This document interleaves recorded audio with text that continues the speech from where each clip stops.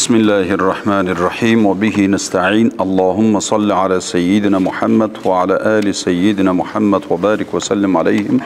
Amma ba'du. Esselamu aleyküm ve rahmetullahi ve berekatuh.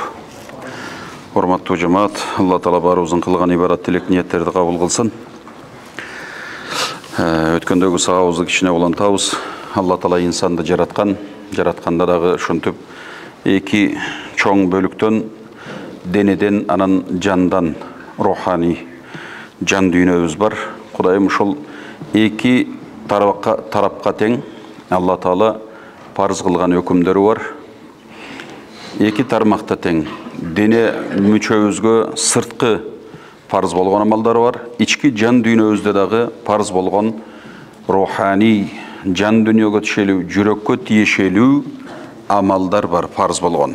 Uşul tuurasында alımдарыбыз айтат: "İ'lem nawwarallahu qulubana bil hidayah."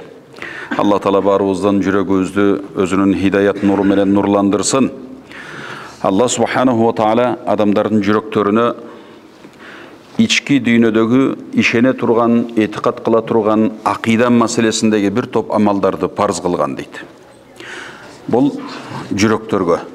Ал эми денелерге дагы сырткы таат ибадаттан bir top amallarındağı sırtkı dene boyuğuzga, sırtkı amal qatarı parız kılgan deydi.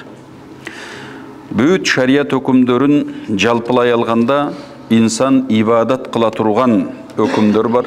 Allah Taala bizge buyruk kılgan. Şul hükümdördün içinde pendenin özüne tiyişeli bolgan bardık amaldardı biz şuntu ekiге bölüp koysak bolat deydi.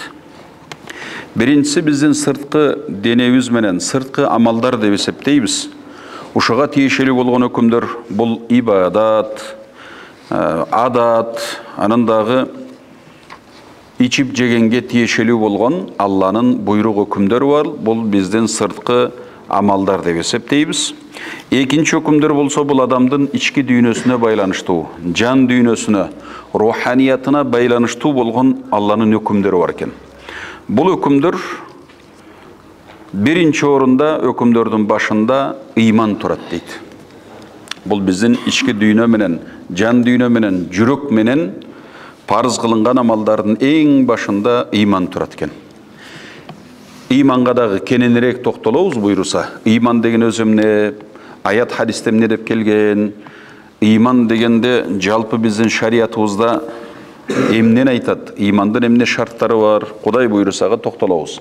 Сиз азыр айтылып аткан сөздөрдөн негизги нерселерин эстеп калганга аракет кылыңыз. Бул бардыгыбызга зарыл. Демек, Алладан болгон шарият өкүмдөрүн ушинтип чоң эки бөлүккө бөлсөк, бири сырткы биздин амалдарыбыз, экинчиси ички дүйнөбүзгө, жүрөгүбүзгө парыз болгон, жүрөгүбүз менен кылына турган этикатыбызга, жан дүйнөбүзгө, акыйдабызга байланыштуу өкүмдөр бар экен. Ошол ички дүйнө менен, жан дүйнө менен, жүрөгүбүз менен кыла турган амалдардын эң башында бул иман. Адам жүрөгү менен иман келтирбесе, имандуу боло албайт. Тили менен иман келтирип, жүрөгүндө иманы жок болсо, аны эки жүздүүлүк, мунафыктык деп, ал адамдын өзүн эки жүздүү мунафык дейбиз. Ал Алланын алдында чыныгы имандуу болуп эсептелбейт. Бул дүйнөдө жүрөгүндөгү капырлыгын жашырып, тилинде калп эле биз менен имандуу болуп, катарыбызга кошулуп жүрө бериши мүмкүн. Биз ага сыртынан мусулман экен, имандуу экен деген өкүм берип, өлүп калса жаназа окуйбуз, үйлөнсө никесин кыябыз, биз менен кошулуп жүрө берет. Биз инсан ички дүйнөнүн, жан дүйнөнүн içinde анын жүрөгүндө эмне болуп аткандыгын билбегендиктен шарият бизге сырткы амалына карап баа берүүгө, өкүм берүүгө буйруйт. Ошон үчүн андай адам болсо деле биз эчтеке кыла албайбыз. Бирок чыныгы мусулман адам ички дүйнөсүнүн жүрөгү менен иман келтириши парыз. Анан дагы ушул жүрөктө аткарыла турган имандан тышкарыдагы бир топ амалдар бар. İşler var, sıfatlar var. Al ар түрлүү болуп, адамдын жүрөгүндөгү аткарыла турган иштер адамдын жүрөгүндөгү бир табигый адам менен кошо жаралган сыпаттары бар, адамдын табияты бар. Ал табиятына жараша баягы иштер бөлүнө берет. Адамдын ички дүйнөсүнө жараша анын ички сыпаттары дагы бөлүнөт экен. Жаман көрүлгөн, жакшы көрүлгөн болуп, шариятыбызда мактоого ылайыктуу болгон, шарият мактаган, андай кылса сооп болот деген, же бейиштен кутулат дегендей, адамдын ички дүйнөсүндөгү жүрөк менен кылына турган амалдар бар. Мисалы, жүрөгүнүн тазалыгы, же адилеттүүлүгү, баатырлыгы, тайманбастыгы, берешендиги, айкөлдүгү, уяттуулугу, сабырдуулугу бул адамдын ички дүйнөсүндөгү боло турган бир сыпат, инсандагы болгон табигый, Алла жаратканда кошо жаралган табият болот экен. Ошондой жүрөктүн да амалдары бар экен. Же шариятта караланган, шарият аны күнөө деп эсептеген жүрөктүн да амалдары бар экен. Мисалы, ужуб дейт, өзүн өзгөчө сезүү. Элден таза башкача өзүн өзгөчө сезип эле, менин кылганым башкалардыкынан жакшы, башкалардан мен өйдөмүн, мен жогорумун деп өзүнөн башкалардын баарын акарат кылып, адам көрбөй, анан карасаң сыртында билдирбесе дагы, бирок ичинде өзүн өйдө сезет да башкалардан. Өзүн мындай көкүрөгүндө көйрөңдөнүп, өзүн коос сезип, мыкты сезип, өзгөчөлөнүп, элден өйдө сезген адам ошондой сыпат болот экен. Бу дагы адамдын ошо ички дүйнөсүндөгү сыпат. Текеберлик, рия, эл көрсүн, кожо көрсүн деп кылуу. Имам Азам рахматулла алейх Фикхул Акбар китебинде, акыйда китебинде ошол эки сыпатты айрыкча, ужуб анан рия, эл көрсүн, кожо көрсүн деп бирөө амал кылса, намаз окуса, же дагы орозо тутса, зекет берсе, бирок түбүндө жүрөгүндө эч бир Алладан сооп үмүт кылбайт, Кудайдан коркуп кылбайт, бул менин парзым экен дебестен эле сыртында ошентип парыз аткарып аткандай түр көрсөтөт, бирок ичинде өзүн мыкты сезип, өзгөчөлөнүп, же эл көрсүн деп турат көкүрөгүндө. Сыртынан кадимки эле башка адамдардай эле ыймандуулардай амал кылып атат. Ушул амалынын сообу жок болот деген. Адам өзүн таза эле текеберленип, өйдө көрө берсе, эл көрсүн, кожо көрсүн деп кылса, анда бул адамдын кылган амалынан сооп болбойт деген, соопту жок кылат деген. Кудай мындан сактасын. Ушуга окшогон адамдын жан дүйнөсүндө, жүрөгүндө, ички дүйнөсүндө Кудай Таала арам кылган, пайгамбар арам деген күнөө боло турган сыпаттар, табияттар, бир амалдар бар экен, жүрөктө болот экен. Ичи тарлык, көрө албастык, башка адамдарга болгон ошондой карасанатайлык, мунун бардыгы адамдын ички дүйнөсүндөгү болгон жаман амалдар. Ошентип адамдын ички дүйнөсүндө, жан дүйнөсүндө, руханиятында жакшы да, жаман да сыпаттар бар экен. Бирок ушул ички дүйнөдөгү, жанагы сырткы кылган амалыбызга караганда, жан дүйнөгүбүздөгү, жүрөгүбүздөгү болгон амал сырткыга караганда шариятта зарылыраак болуп эсептелет экен, ички дүйнөбүз. Албетте, экөө тең зарыл. Сырткы дене боюбуз менен кылган сырткы амалдарыбыз дагы зарыл. Бирок салыштыра келгенде, ушу сырткы кылган амалыбызга, мына келип намазга турушубуз, намаз окуп атканыбыз, орозго тутуп атканыбыз, зекет берип атканыбыз, ажылыкка барып келип атканыбыз, келме келтирип, жарыя кылып, бакырып, мен мусулманмын деп көкүрөк какканыбыз, ушу сырткы амалдарыбызга караганда жана ички дүйнөдөгү, жан дүйнөбүздөгү, жүрөктөгү амалдар зарылыраак болуп эсептелет экен. Ошол жактын тазараак болгону, ошол жактагы парыздардын аткарылуусу сырткы дүйнөгө караганда зарыл болот. Себеби сырткы дүйнөдөгү бул сырткы амалдарыбызды мунафыктар деле биз менен кошулуп кыла берет экен да. Бирок ал мунафык, Алланын алдынан эч бир амалы жок, кабыл болбойт. Ал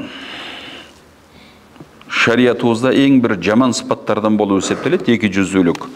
Сыртында калп эле бизге кошулуп мусулман, жүрөгүндө болсо ошентип капырлыгы бар ит өлгөн. Шул экөө тең зарыл амалдардын, сырткыда ички дагы, бирок ичкиси зарылыраак экен. Эмнеге десеңиз, бул адамдын ички дүйнөсү сырткы келбетинин булагы болуп эсептелет дейт негизи. Сыртыңда миң козуп, жасалмалуулук кылып, бир рол ойноп, өзүңдү жакшы көрсөтсөң деле, бирок ички дүйнөң, кыял жоругуң сенин ким экениңди заматта көрсөтүп коет экен. Ошон үчүн кыргызда да бир жакшы сөз бар. Айдай чырайын иттей кыялы бузду деп. Кээде ошондой экен, сыртың келишкен менен, таза айдай чырайы болгону менен кээ бир адамдын иттей кыялы, айдай чырайын бузуп, адамдардын көңүлү калып кетет экен да. Ошон үчүн шариятыбызда деле ушундай маани берет экен, ички дүйнө, жан дүйнө зарылыраак, экөө тең эле парыз. Сырткы амалдар дагы парыз, ички амалдар дагы парыз, фарздары жөнүндө айтып атабыз. Андан чыккары важип, мустахаб болгон амалдар бар. Ички сырткы дүйнө эки тарапта тең эле. Бирок парыз болгон амалдардын ичинде сырткы парыздарга караганда жан дүйнөбүздүн парзы, амалдары, парыз болгон амалдары бул зарылыраак болуп эсептелет экен. Биздин ички дүйнөбүз бир булак, башат катар эсептелет экен. Сырткы амалдарыбызга ички жүрөк менен кылынган амалдар булак, башат болуп эсептелет экен. Ичиңде тазалык болсо, сыртың ошол агып чыгат. Бир күнү болсо, бир күнү эгер жөнүңдө ичиңде өзү ит өлгөн болсо, сыртыңда кооздоп келиштиргениң менен, бир күнү болсо, бир күнү ичиң сатып коет экен.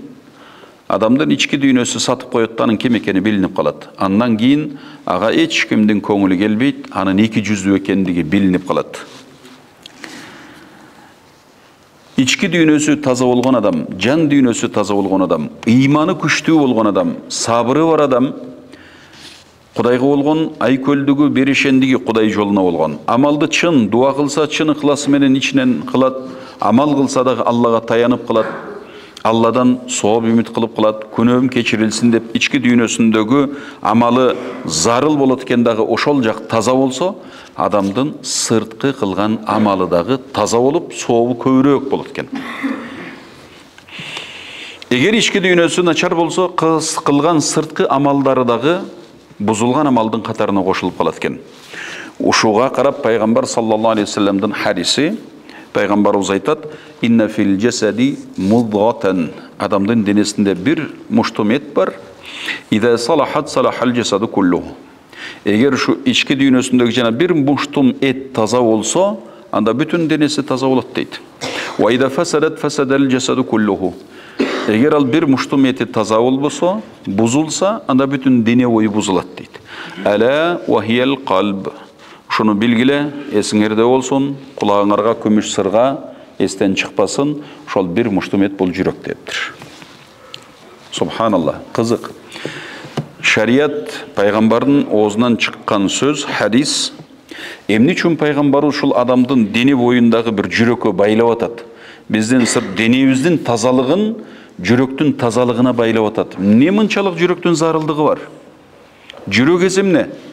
Жүрөк өзү эмне? Жүрөк эмне болот? Жүрөктүн кандай ролу бар адамдын денесинде?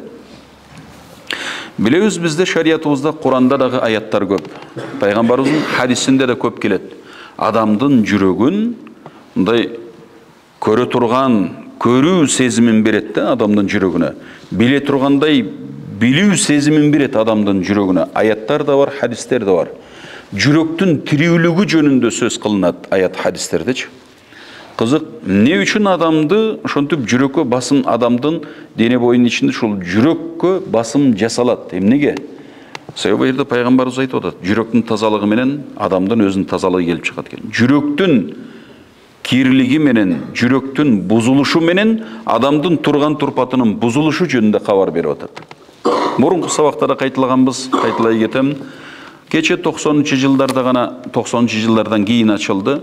Адам баласынын мээсинде моно билимди кабыл ала турган, маалыматты кабыл ала турган, кабыл алып аны ой жүгүртүп, бири-бирине урунуштуруп, бир натыйжага ойлонуп, пикирленип, натыйжага жете турган ишти, аракетти мойнуна алган адамдын мээсинде бир топ клетканын түрлөрү бар экен. атайын şu маалымат билим алып, билимди өздөштүрүп, өөрчүтүп, анан аны бири-бирине маалыматтарды урунуштуруп, натыйжага жетип, ой пикир жүргүзө турган мээнин өзгөчө бир клеткалары бар экен. Ошондой эле клеткаларды 90-жылдардан кийин окумуштуулар адамдын да жүрөгүндө ошондой клеткаларды тапкан. 40 миңден ашык деп болжолдошуп атат. Бул бир илимий ачылыш. Али бул бир чекеси билинди, нар жагы эле билине элек.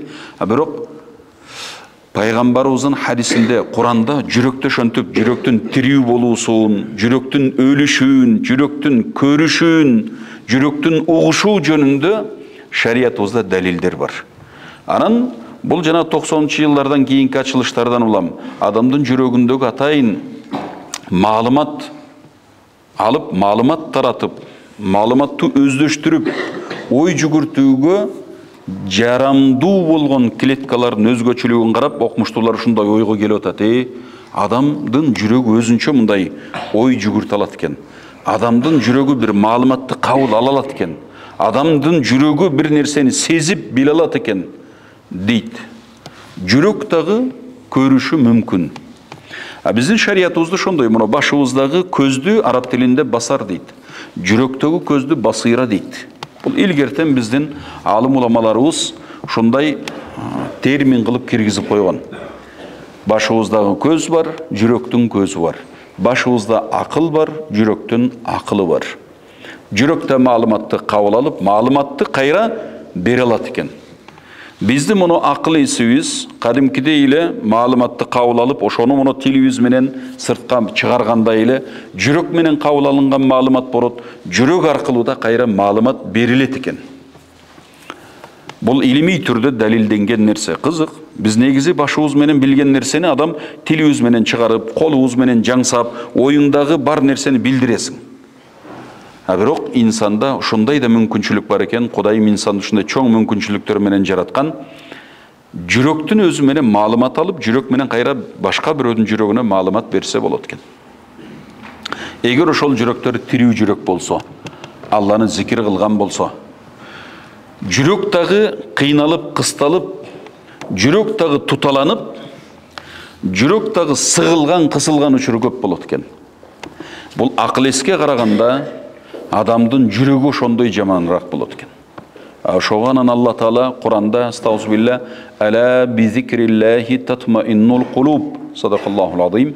Анда да Алла Таала атайын ушу ала сөзүн пайгамбарыбыз азыр мына ол жерде ала вахиял калбу дегендей, силер билгиле, эсиңерге туткула, унутпагыла, эсиңерден чыкпасын, кулагыңарга күмүш сырга деп алдан ала эскертип, бери карасаң деп атат пайгамбарыбыз.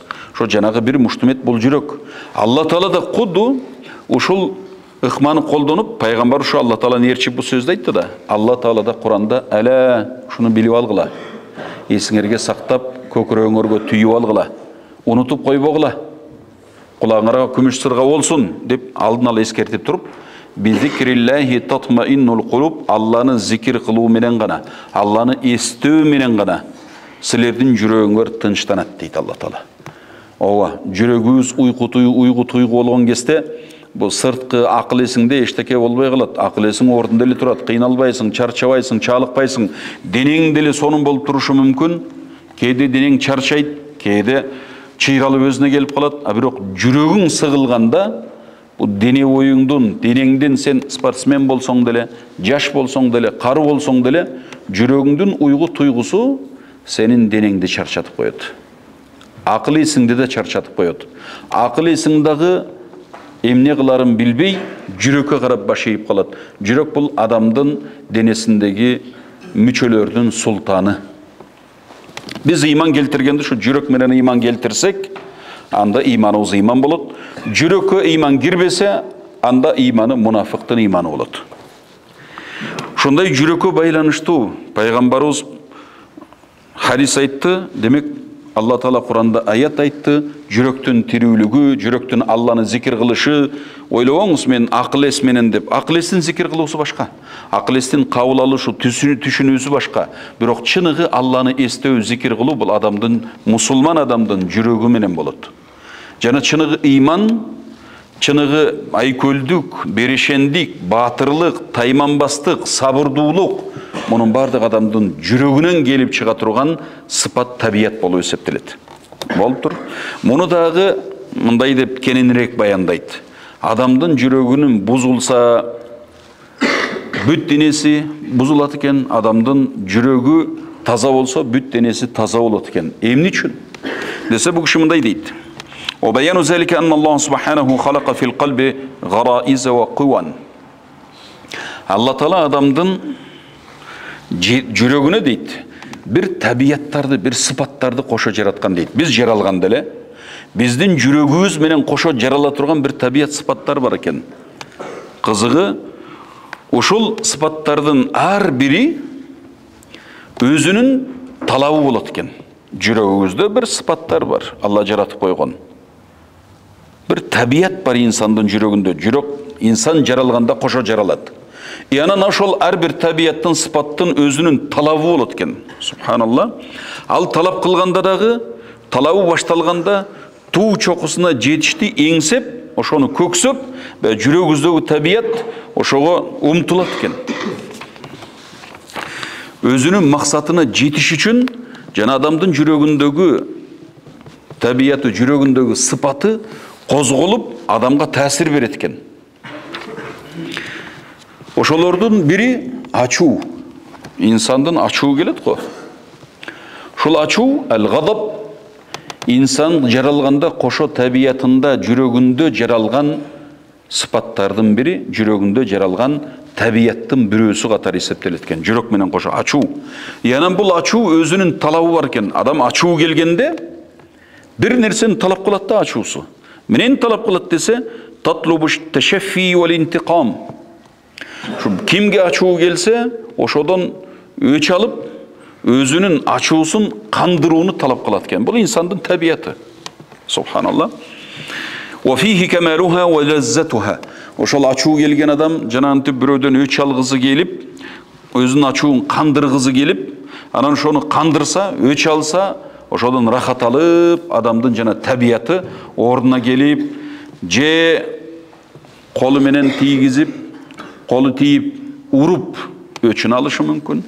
Же сөзү менен, жаман сөздөр менен сөгүп, жаман сөздөр менен айтып бирөөдү, анын ичиндеги ачуусу тынышы мүмкүн. Кандай болбосун, ошо адамдын ичинде жүрөгүндөгү болгон ушул табият өзүнүн максатына жетиш үчүн инсанды ар нерсеге салып козгойт экен да. Бул бизде бар табият, барыбызда бар ушундай нерсе. Дагы ошондой жүрөк менен кошо жаралган табияттардын бири инсандын сыпаты шахват, кумарлануу, кумардануу, кумар талап кылуу. Бу да инсан менен кошо жаралат экен. Көпчүлүк учурда биз эмнеден кумарланабыз? О, жакшы тамак жеп кумарланабыз. Эркек киши жакшы жаккан аялына жетип кумарланат. Аял киши эркек кишиге, сүйгөн эркегине жетип кумарланат. Бул кумарлануунун дагы ушу жеп ичкенде, кийгенде, дүнүйөгө жетүүдө бирөөлөр байлыктан кумар алат, бирөөлөр бийликтен кумар алат, бирөөлөр өзүнө окшогон адамдан, эркек болсо аялдан, аял болсо эркектен кумарланат. Ошондой шахват табияты бар экен да, жалпысынан бул шахваттын кумардануунун негизги максаты не болот десе, өзүнө жаккан нерсеге жетүү болот дейт. Адамдын нафсисинде жүрөгү менен кошо жаралган табияттын бири ушу кумарлануу, кумар алуу. Мунун дагы көбүнчө ичип, жеп, кийгенде, байлыкта, бийликте, анан аял эркектен, эркек аялдан алуучу кумар. Ушул кумар бизде барыбызда бар. İnsan nefsisi menen, tabiatı menen, жүрөгү менен кошо жаралган нерсе. Муну биз жулуп алып сала албайбыз. Бизде бар. Анан бу дагы өзүнүн максатына жетиш үчүн кумардын туу чокусун талап кылат да инсандын табияты. Анан ошонун артынан инсан жүрөт. Дагы бир ошондой инсан менен кошо жаралган инсандын ичиндеги жүрөк сыпаттарынын, жүрөк табиятынын бири акыл. Бұл біздің баяғы жөн эле башыбызда акыл эмес, жүрөктүн өзүндөгү акылды айтып атат. Жүрөктө ушундай биле турган табият акыл бар. Бул жүрөктөгү акыл биздин башыбыздагы мээдеги акыл менен бул кишине бир нерсени билип, ой жүгүрткөнгө жардам берет го. Ошол сыяктуу эле адамдын жүрөгүндө дагы Құдай қойған жүректің өзінің ақылы бар екен. Ошол ақылдағы өзінің талап қылған талабы бар. Анан ошон үчүн ал адамды қозғойт екен.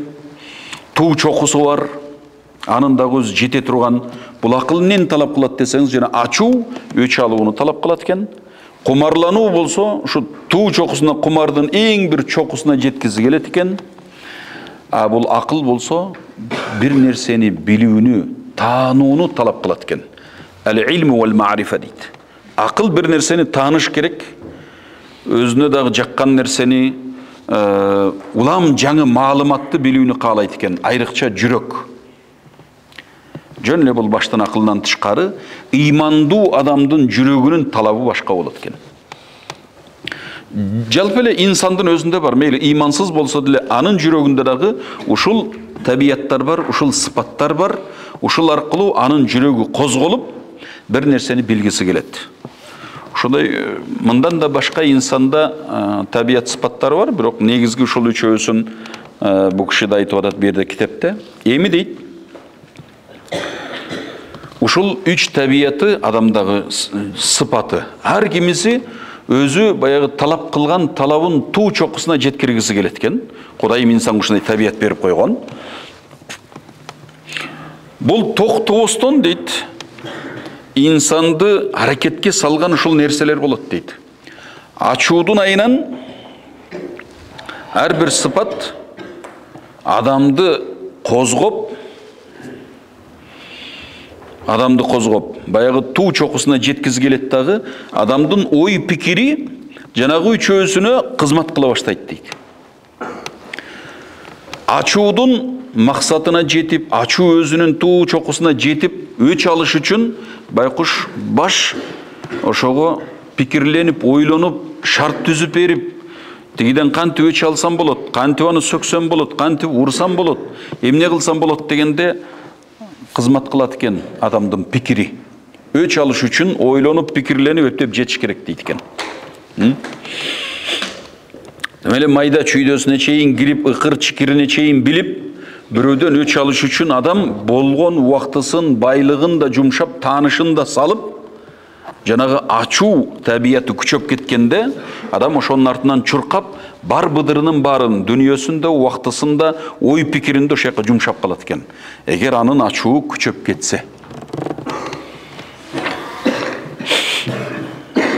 Ошонун артынан бул ачуу келип, бирөөдү жаман көрөт дейт. Анан ошол өч алыш үчүн дене боюн мажбур кылат дейт, уктатпай коет дейт адамды. Денеси эс алгысы келип турат, уктагысы келип турат. Бирок ага карабай мунун ачуу козголуп, денесинин чарчаганын унутуп, курсак ачып, тамак ичкиси келип турса, аны да унутуп, ачуу козгоп адамды. Ошондой бирөөдү душман көрүп артынан чуркап, өч алыштын айласынан түшөт экен да. Анан ошонун артынан дагы кээде бар бирөөдү жакшы көрөт дейт. Жакшы көрүп, ошого дагы адам жакшы көрүүнүн артынан түшүп кетет. Мына кумардануу, шахват табияты. Бирөөдү жакшы көрүп калса, ошонун айынан барып, артынан түшүп, ой пикирленип, кантип ошого сөз айтсам болот, кантип таанышсам болот, ким аркылуу жетсем болот, кантип ал адамга мамиле кылам, кантип жагынам деп анан байкуш болгон ой пикиринин баарын ошол жака жумшайт экен. Бу шахваттын, кумарлануунун адамды козгогону, кумардануу сыпатынын артынан адам ошондой артисттик кылып, эптеп бирөөгө жакшы көрүнүп, ага жетип, лаззат алып, рахат алып, ошонун артынан тааныш да кылып, адамдар менен жашоосулана берет экен да. Адамдын анан жанагы шахваты, ички сезими бар, ачка болуу сезими. Бул табылып калган кезде ачка болуу күчөп баратканда жанагы шахваты козгоп, каалаган нерсесин жегизи келип, тамактын артынан чуркап, карызданып болсо да акча табып, жегизи келген тамакты жейт экен да инсан. Кийгизи келген кийимди кийет экен бирөөдөн карыз калып болсо дагы. Бул адамдын ички дүйнөсүндө ушундай аштык сезими күчөп калганда, кумардануу, тамактан кумар издеп калганда ошентип калат экен. Этеги барып анан бечара берки шахваты кумардануу күчөп кетсе, бирөөгө мас болуп, анын артынан ээрчип, ошо менен жалгыз болгусу келип, ага кийин кайта ошонун камын жеп, ойлонуп, пикирленип, Etegi barып анан кийин ага жетпей калганда кайра ачуусу козголуп, адан өч алмай өтөт дейт. Жакшы көргөн адамынан да адам. Кара. Кайсыл сезим жогору болуп кетсе, адам ошол сезимге акыл эси кул болуп, ошонун ишин саздап берет. Ошонун ишин жолун түзүп берет. Мынтип өч ал, мынтип аны жаманда, мынтип ур, мынтип өлтүр дегенге чейин барат экен.